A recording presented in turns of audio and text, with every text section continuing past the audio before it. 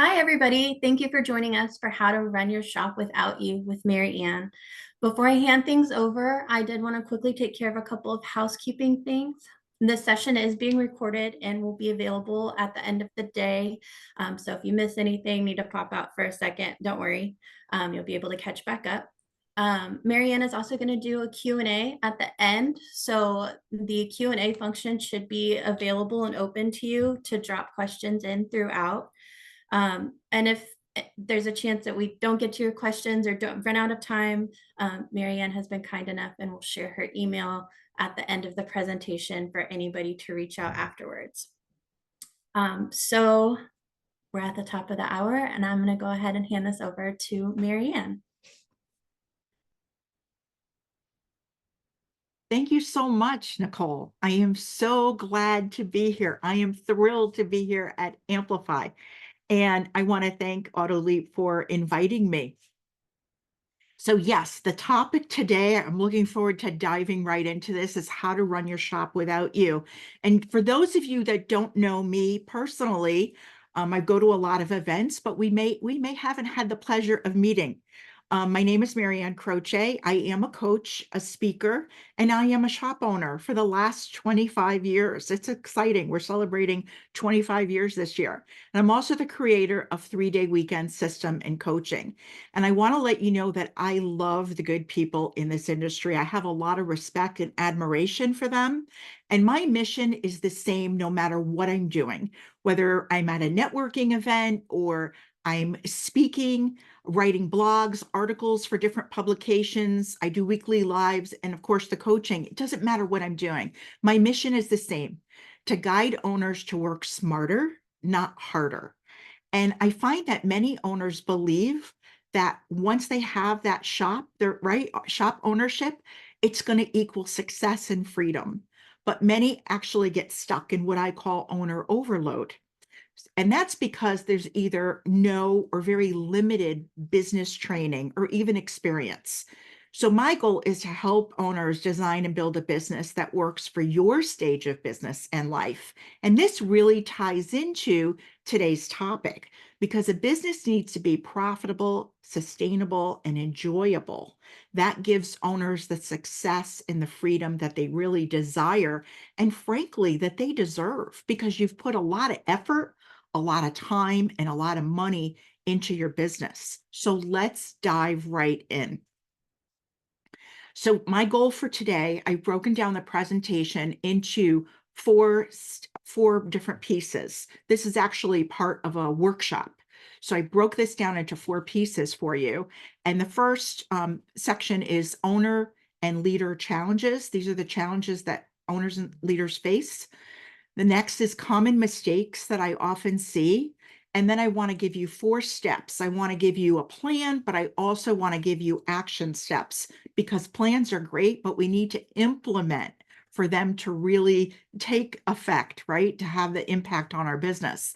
And then lastly, what life and work can really look like when you think of how to run your business, right? Without you. So getting into it, the first, when I think of challenges that owners and leaders really have, is overload. And they learn very, very quickly that there is more to running a shop, running a business than repairing and maintaining vehicles. It really puts them in a state of overload with everything that is coming at them. Most owners have those technical skills because they're doers. That's what I find most of the time. And because they have little or no business experience, that's what really puts them in that state of overload. A lot of times when I actually speak with clients one-on-one, they tell me that they really didn't have good leadership examples as well when it came to places that they worked at or people in the industry. So that was also something that was a challenge. And I have to tell you that you weren't taught this. None of us were. When it comes to in school, we were taught the basics, but we really weren't taught financial literacy. They didn't cover any type of financial statements. You really had to go specifically to school for that. in your childhood, there's a lot of encouragement, and I kind of giggle about this because I'm dating myself, but years ago, on a hot day, kids wanting to set up a lemonade stand was like a really cool thing to do. Mom or dad would encourage their little entrepreneur that was going to go out there and do this.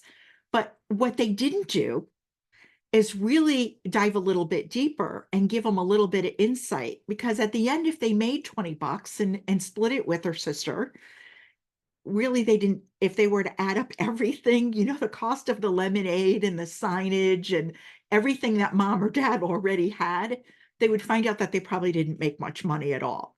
So our experience, even in our childhood, is very limited when it comes to business.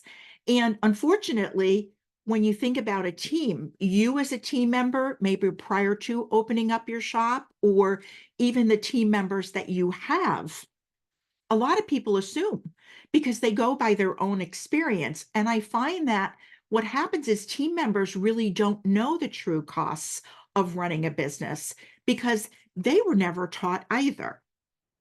So overload it happens because of a lot of the things that we were never taught. Something to keep in mind going through this presentation: the same skills that got you here to this point, whatever you are in your business, won't get you to run your shop without you. You have to think about developing new skills and get comfortable with the uncomfortable. It's very important to keep this in mind because there are steps to running your shop without you. And it's important to test each step to see how you're doing as an owner and as a leader. So I really want to unpack what overload looks like, because it will look differently for different shop owners. So there's three parts to it, and you can have one of these parts in your business that is affecting overload for you, or it could be more. But the three are: you're either doing it all. You're the person who's wearing all the hats in your business.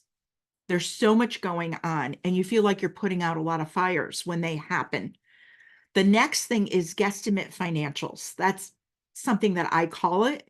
Guesstimate financials is when the financials are a challenge.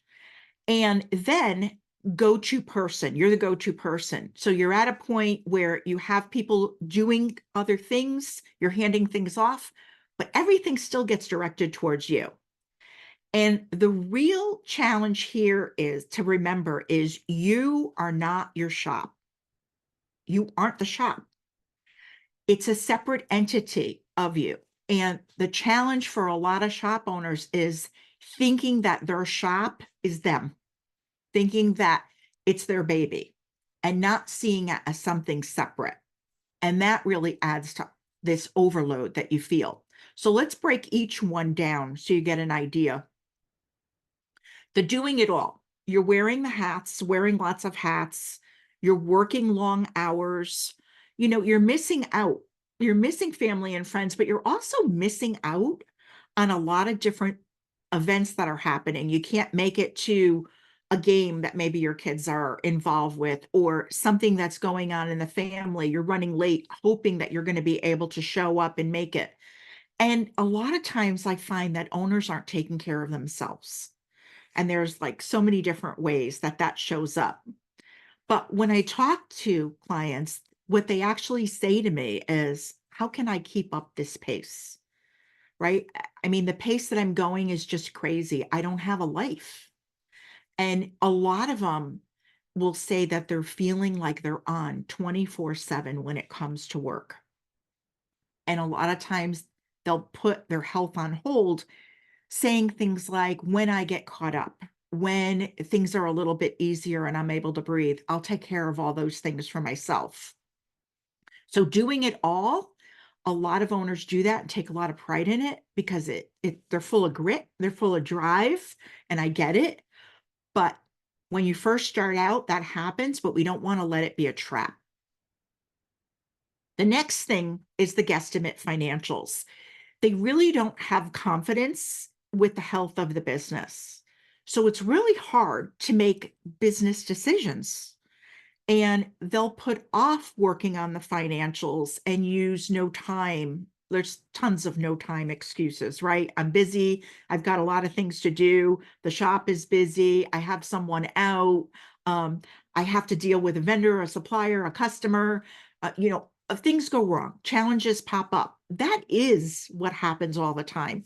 So we can't use those and put off the financials because clients will say to me, when am I going to feel secure? I don't know where to start, Maryann, when it comes to the financials.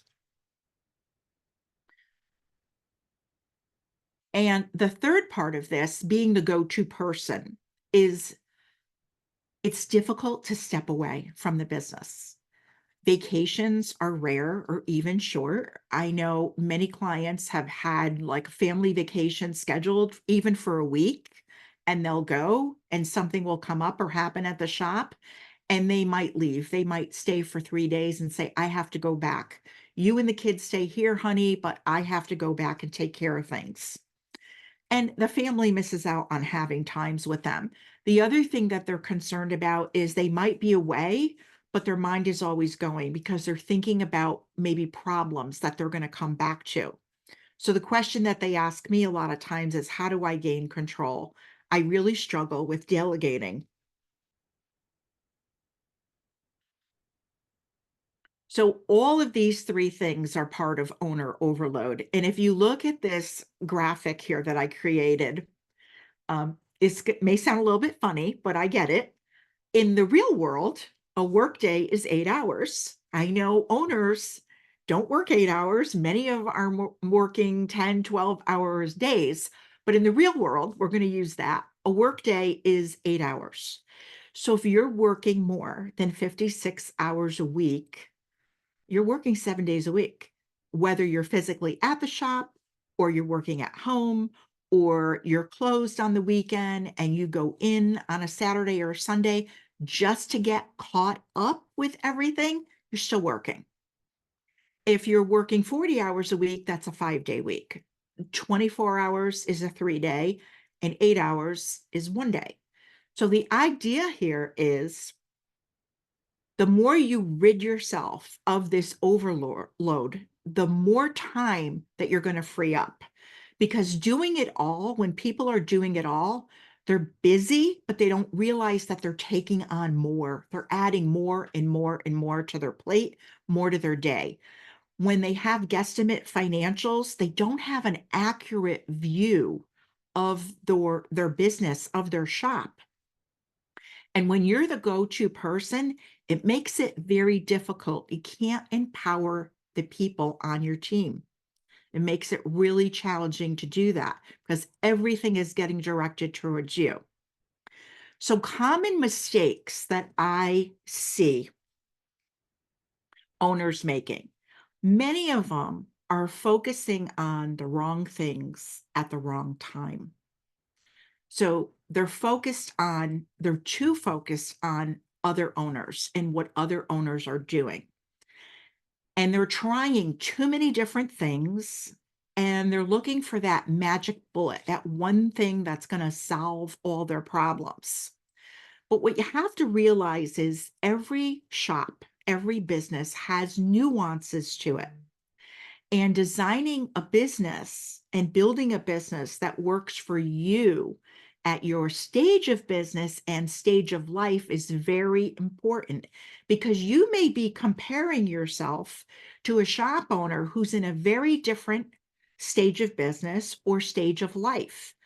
For example, they may be telling you things to do. They have a very huge lot at their shop. You have a small shop, a small lot at your shop.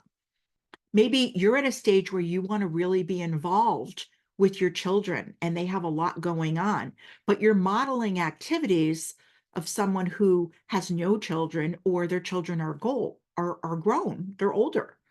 So take advice from the source, realize where it's coming from, and don't take everything literally. More is the enemy of speed. So learn how to subtract to succeed. And the reason why I put that in there is I see owners adding more and more all the time. And when you pile stuff on, it makes it harder to grow. It makes it harder to do things quicker. It's harder to have flow. So when you learn to start subtracting from your day, taking things off your plate, that's when you can really succeed and getting your business to run without you. Another common mistake, this is a real big one. Many people in our industry underestimate leadership skills. There was no formal training. It really hasn't been introduced. Our experience as a leader in our childhood was probably a line leader when we were kids. And that was a title only type of leader. And not everybody followed. There were some kids that would follow, and there were some that would be doing their own thing at the back of the line, or making other kids laugh. So leadership, I find that many owners think of themselves because they are very directed. They are great at leading themselves. They get up, they have the grit and drive, they'll do whatever it takes. But what they forget is leading others is a challenge. It's very different than leading yourself. So don't under index leadership. Really, really don't underestimate it. It is the number one skill for success in your business. People are your greatest asset for you to be able to run your shop without you. And if you dive into leadership and you really take that seriously, you commit to it, it will be your competitive edge when it comes to lots of things that you need to do to run your shop without you. So, steps that you can take. Working on your business, very different than working in your business. This is an action step, and we're going to go through the action steps, giving you the plan here, but also things that you can actually do, things that you can implement. So, first off, business must be enjoyable, because when your business is enjoyable, you are creating a winning culture. This is the type of culture today especially needed to attract, develop, and retain top talent. If you're looking to have your business run without you, you want to have top talent on your team. So it's time. It is time to get comfortable with leadership. And the first place it starts is with you developing as an owner or leader. Okay, because what happens is if you're already here and you're working more on your business than in it, then I want to congratulate you, because that is a huge, huge step. But many owners get stuck working in the business and not on it for years. And it's hard to break out of that. So in step one, we go from doing it all to owning your role as an owner, owning your role as a leader. And what this does is it gives you a lot of clarity. It gives your team clarity. It really sets the direction of the business. Expectations for success. Everybody knows what winning looks like. And you're helping not only yourself, but you're helping your team work smarter, not harder. And there's something here to really keep in mind. Your business will grow only to the level of your leadership. When you get stuck at that level of leadership, your business will plateau. Your business will get stuck as well. And we're going to dive deeper into this because it's one of the most important things, leadership skills. So there's 7 pillars of leadership, and I'm going to go through each one of them with you. The first one is listen and pay attention. So if you look at this image of this gentleman with his daughter, right? This is what not to do. And here's the thing.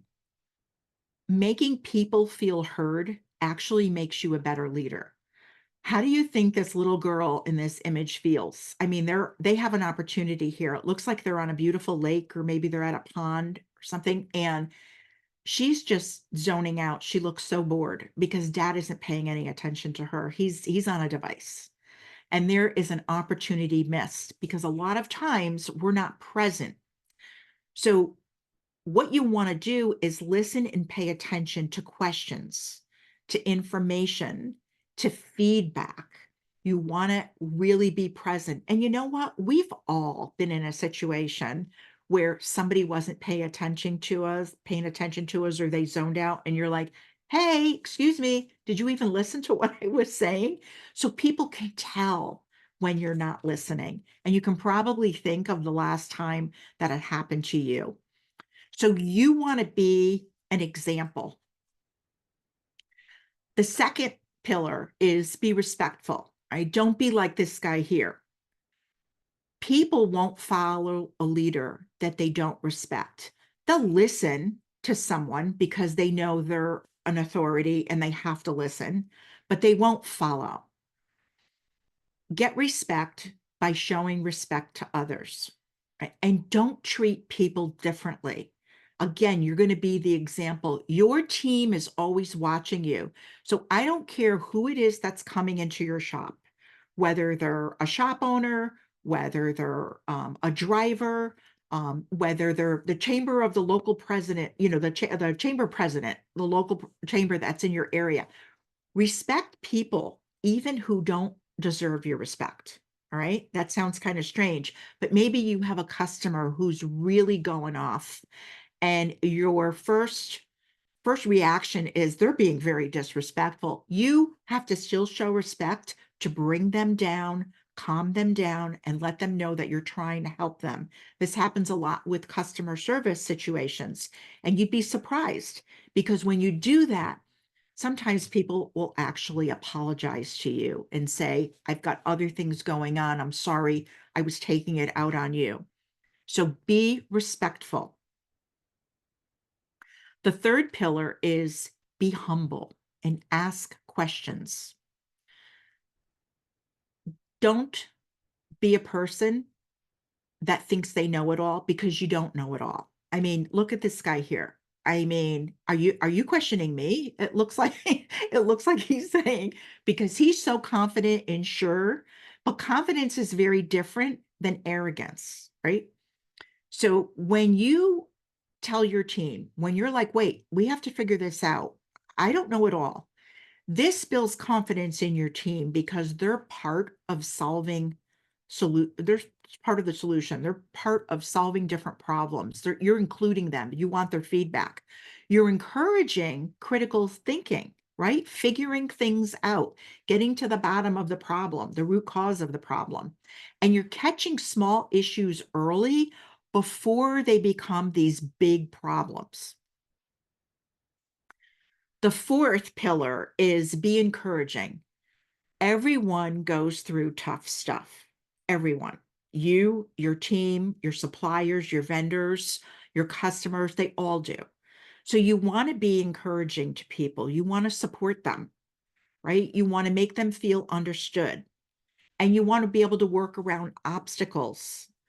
Team members want you to know that you have their back. Because you know what? They're concerned about other things in their personal life. They may be going through something.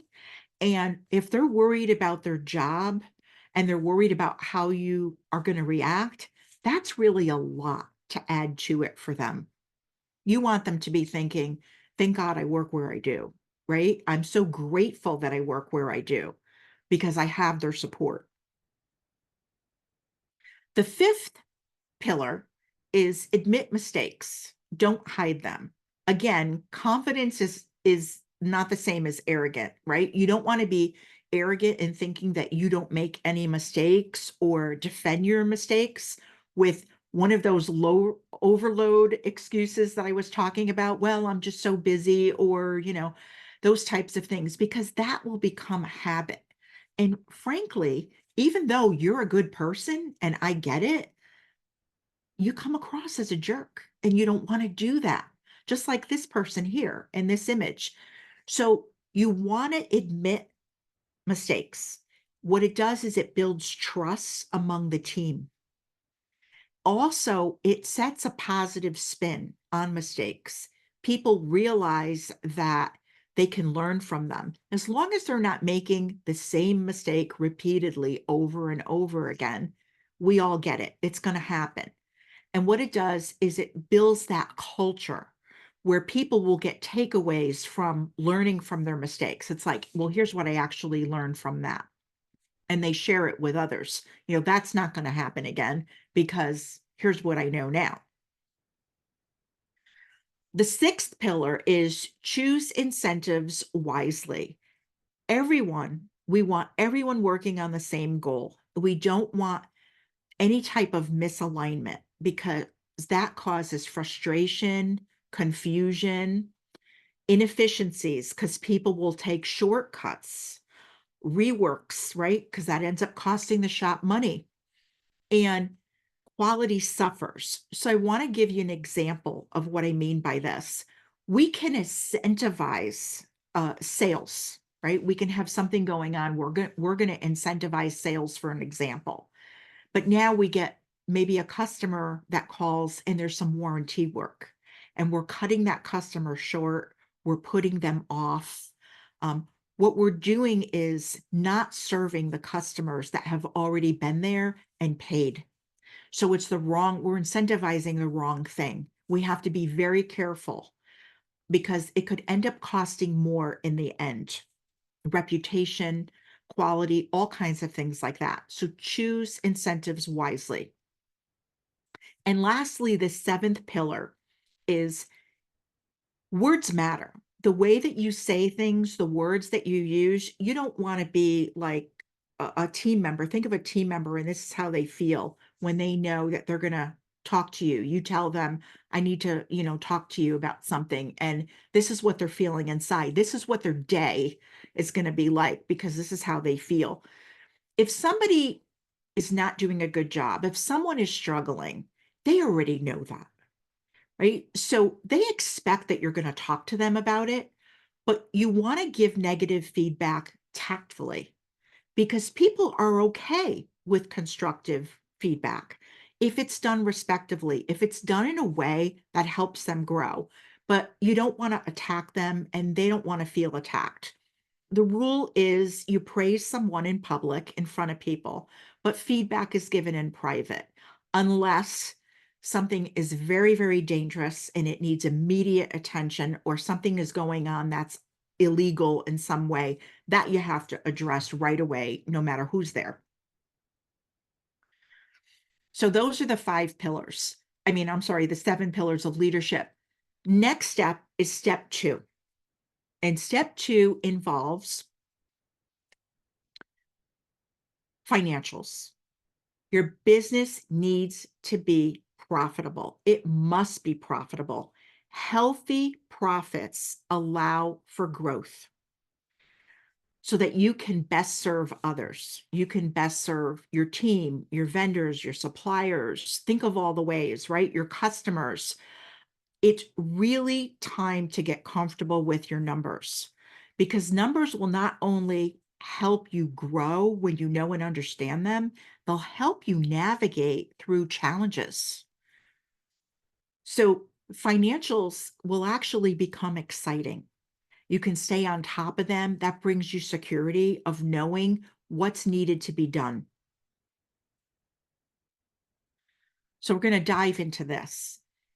Guesstimate financials end up turning into actionable financials, right? And it's time to get comfortable with them because you're going to be able to make better decisions quicker and you're going to be able to make better decisions, right? Better and quicker. You'll feel confident when doing them. So let's start with the financial statements. I'm going to give you a simple overview of what they are. The income statement, sometimes known as the profit and loss or the P&L statement. Basically, what this is, it's simply a summary. during a specific time period, like a monthly, quarterly, or annually. And what this does is it's a summary of your revenue, your sales that came in, your expenses, and whether your business had profits or losses. It's the bottom line. It tells you what the bottom line was. So everything coming in from your repairs, anything that you sold, repairs, the maintenance that you did, the parts, the labor, anything subletted, all of that. It's everything that came in and everything that's going out. All your rent, your utilities, the wages, all of that. And then at the end, it tells you what the bottom line was.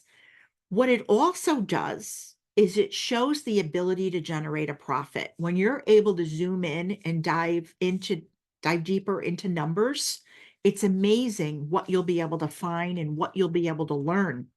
It really is empowering. The next is the balance sheet.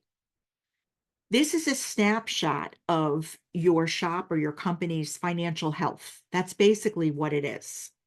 And you can do this again. You can do this at the end of the year. You can do it at the end of the month.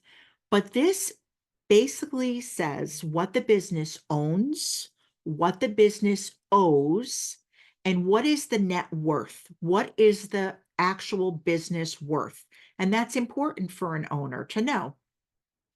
This statement is used a lot when it comes to any type of financing with loans, things like that. A bank will want to see the balance sheet and they'll want to know the financial health of the business. It's also used if you're selling your business. That's one of the financial statements that you'll definitely have to provide. So the last financial statement that I want to cover is the cash flow statement.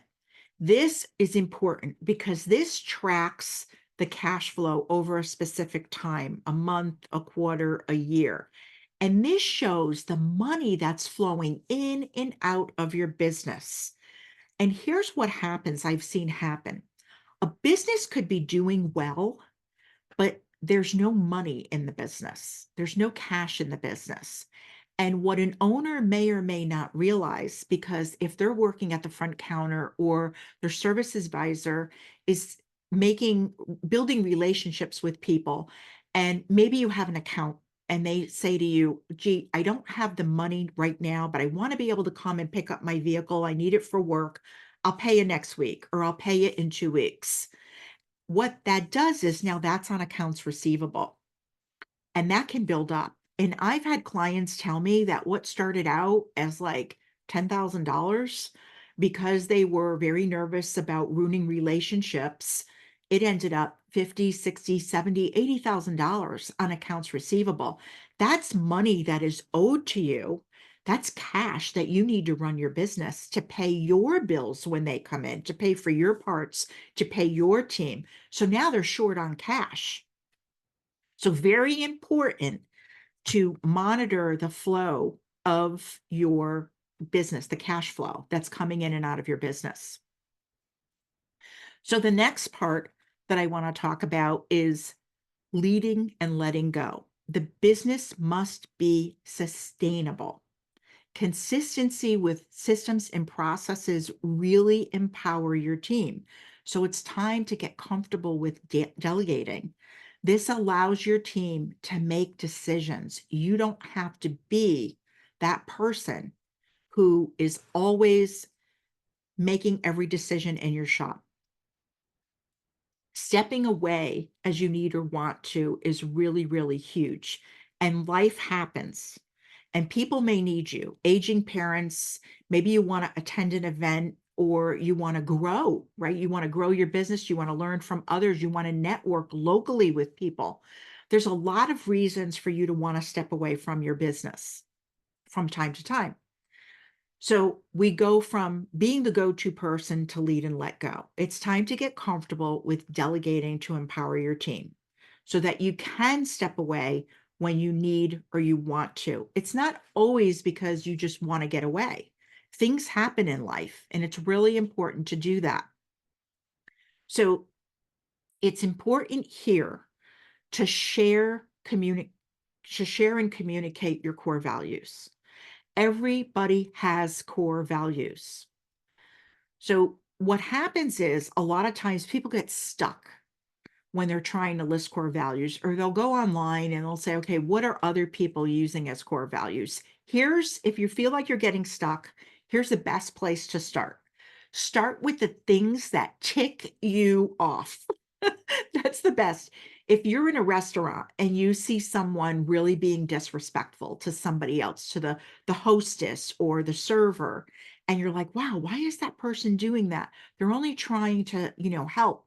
Or you have someone that comes into your shop and they're very disrespectful to maybe a technician or the customer service person, then you know what? Respect is one of your core values, because when you see it, it's not showing up, or it's the opposite, that really gets you going. So start with the things that really tick you off, and start with 10, but then narrow it down to 3 to 5. You really don't need more than that. But communicate that with your team. And you want to be clear on your non-negotiables. You want to live those core values each and every day yourself. You want to be that example for your team. So I want to share with you a tool that helps with this, that helps with your core values and how your core values are showing up each and every day. Because it's much easier to hold other people accountable to your core values than sometimes it is to hold up yourself, right? To that same standard. So here's a quick little tool. You do this every day. Do it for a couple of weeks. Maybe you'll want to write them down in the beginning at first to actually see it. But after a while, it gets really easy. And you'll be able to do this when you're just like driving home, in the car, or you're going to work in the morning. You'll be able to do it. So, what situation came up during the day? What situation happened, right? Let's say it was a customer service situation that came up. Or even better yet, say a technician had to leave. Something happened at home, and the technician came up to you and said, I've got something going on. I have to leave right away. It was some kind of emergency with their child or something. What was your reaction to that? Was your reaction, okay, where did you leave off? We've got your back. Go. Let me know what's going on. I want to hear an update. I want to make sure everything's okay. And then if you had to call the customer, or if you had to put another check on it, whatever you had to do, you would do to make it right. If you had to call the customer, tell them it was going to be, later, you couldn't promise the vehicle back on time, you would do it. So what was your reaction? Was it that? Or was it, well, what am I supposed to do? I need to deliver that car to the customer. I mean, can't you stay for a little while, or can't somebody else go and help out with your child? What was your reaction? Then what you do is, which core value was to show up? Which core value was involved in that? Was it empathy? Was it respect for that person? What was it? And then you look back and you say, how did I do? 1 to 4. 4 would be low, didn't handle that really well. Or 4 would be, yeah, we handled that well.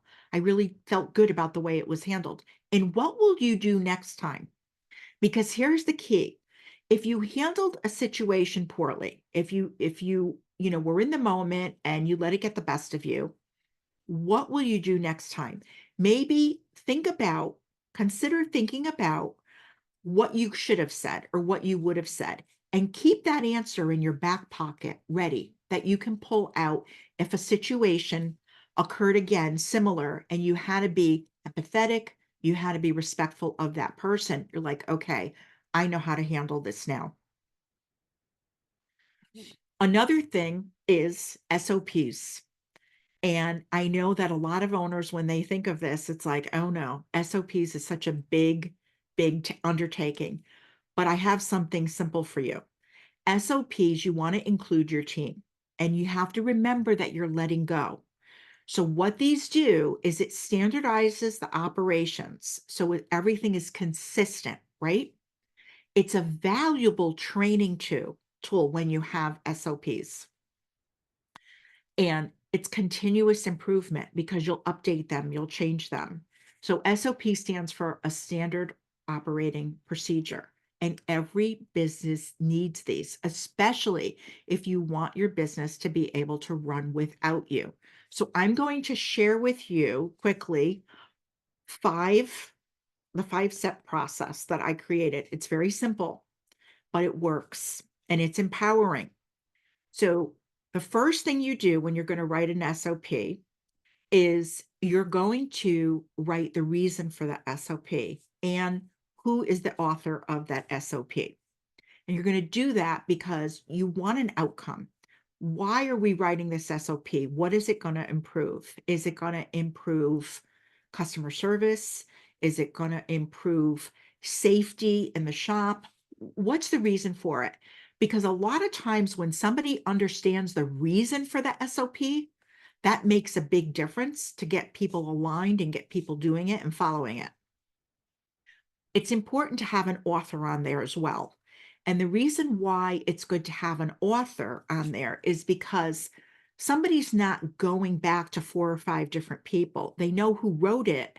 So if there's something that isn't clear or something that maybe needs to even be updated, they can go back to the person that wrote it.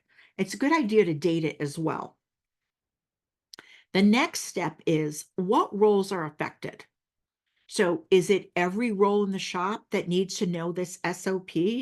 Or is it the technicians, a service advisor, manager, owner, or customer service people? What is it? Who is it that needs to know this? What role is it going to affect?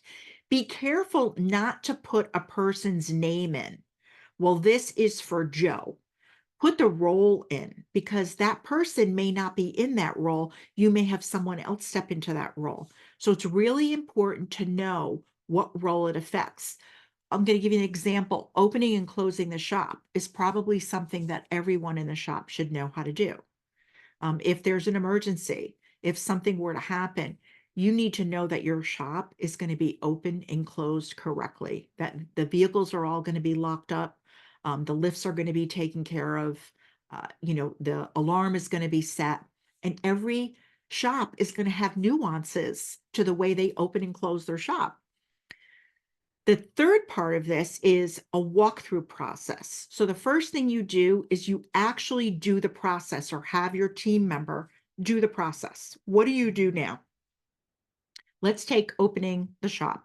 What do you do right now? So you pull in the driveway and you say, what are all the things that I take note of before I even go into the shop? Our cars that were left the night before, have they been picked up? All those types of things. So you notice that the alarm getting shut off, all of the things that you walk through it and you bullet point it, make it simple. Just go step by step because it's quick that way if you just bullet point it.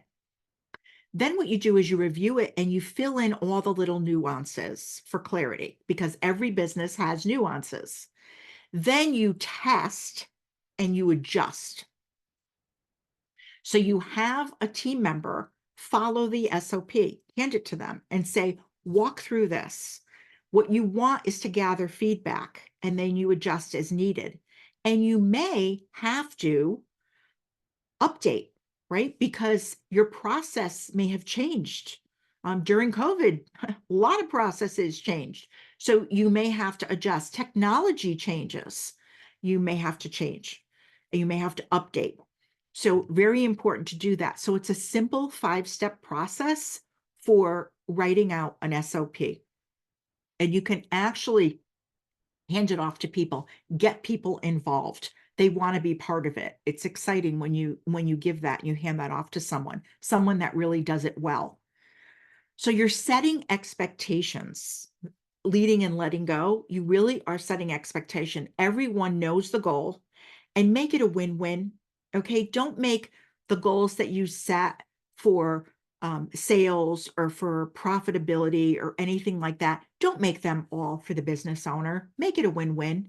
Include your team, make it a win for them. Include your customers, include your suppliers and vendors. What's a win for your suppliers and vendors? Having a great relationship, right? Paying your bills on time. That's great. That's a great win. Being respectful of them. having conversations. What do they need? What would help them help you? When you think about your members, your team members, what are their goals? What are their own personal goals? How will your goals as a shop help them reach theirs? Maybe they want to buy a home.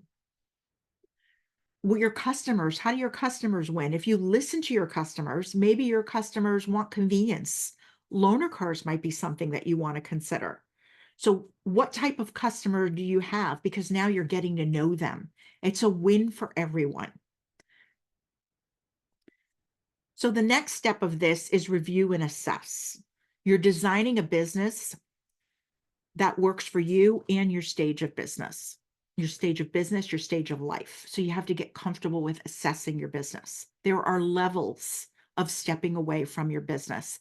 You don't just one day walk into your business and say, okay, I'm going to go leave. It's going to run without me. I'm not worried about it. And you go away for 6 months. It doesn't work that way. There's levels to stepping away. So this is step 4. When you step away, do you critique your team when you come back? Do you sit there and go, oh my gosh, I don't know what I'm going to come back to. I don't know what kind of problems there's going to be. I don't know what kind of messes I'm going to have to clean up. Because here's the thing, you should be critiquing yourself when you come back. This is a litmus test for you, not them. How did you do as a leader? That's really what this is about. Have you given them the tools to win?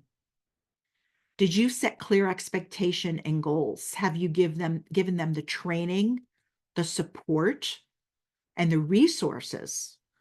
Do they know that you have their back? Are you allowing them to make decisions? If a customer came in and a customer was upset, there's warranty work needed on the vehicle, but yet they had something that they had to do and they needed their car, it was planned.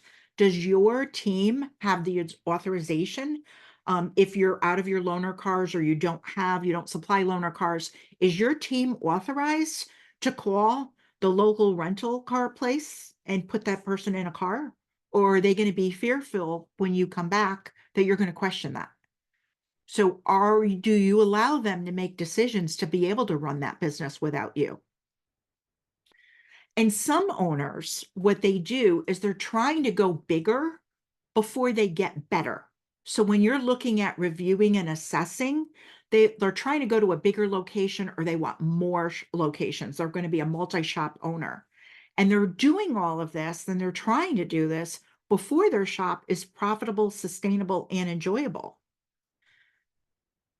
So what happens is they do this and they find themselves, they're back in overload again, and they're questioning why.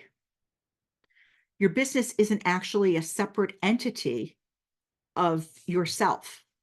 That's what happens. You're still thinking of you as your business. Their business is actually controlling them versus being in control of their business. So it's really important to focus on the right activities at the right time, the stage that you're in, and the different levels of being able to step away. So I broke this down into 3 simple levels. The first level is level 1 is routines and processes. You want to make sure that your team knows all the routines and the processes that you have in place. So step away regularly. Do it for, 1 day a week or take a long weekend. Put it on your calendar and say, I'm going to go away every quarter. I'm going to go away for, 3 days, 4 days. And you do this. And when you come back, you're starting this slow. You're making sure that your team has all the resources needed, that they can do this. And they know the routines and the processes and how to handle the day-to-day. Level 2 is when you're going to go away for a week or 2 at a time. Maybe you're going to graduate to like 3 weeks or even a month. There's a lot of decisions that are going to be made. So you want to see what the decision making is at that point. And have you given the resources? Do you allow them to make decisions? And lastly, because when you're at level 2, a lot of times challenges will happen, they'll come up. And how do they handle those? How do they make those decisions? That's really important. You want to see who the decision makers, the really good decision makers are on your team. And level 3 is when you can leave your shop for 2 to 4 months at a time, and you know that everything is being handled. That's when you have these one-off situations that happen. And the idea here is they are leaders. You have actually developed leaders on your team, and they're able to handle it. They're able to get people to follow them. So when you think about this, review the 5 areas in your business. If you're trying to get your shop to run without you, really review the 5 areas of your business. There's sales, marketing, operations, and financials. That's it to any business. Yes, you're an auto shop owner, but you can be a pizza parlor and you'll still have those same 5 areas of business. But when you look at those 5 areas, there's something really important, okay? Put the initials when you think about those different areas. Who is responsible? Who is accountable? Who is to be consulted? And who is to be informed? So, who is responsible for getting the vehicles? Who's responsible for actually working on your vehicles? The technicians. Who's accountable? Well, it may be the technicians, but if you have a foreman, then the foreman would be accountable. If the work's not getting done, you're going to go up to the foreman and say, what's happening? They may have to consult the service advisor and update them on what's going on.